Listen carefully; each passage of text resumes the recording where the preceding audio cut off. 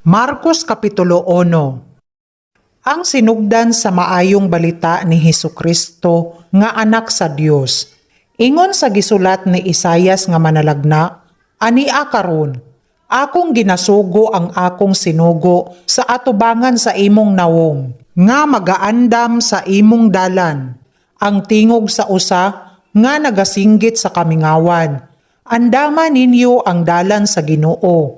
Tulira ninyo ang iyang mga agianan. Mianhi si Juan nga nagabautismo sa kamingawan, og nagawali sa bautismo sa paghinulsol alang sa pagpasaylo sa mga sala.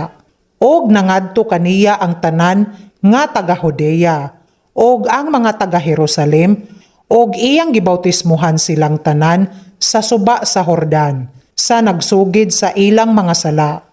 Og si Juan nagasulob sa mga balhibo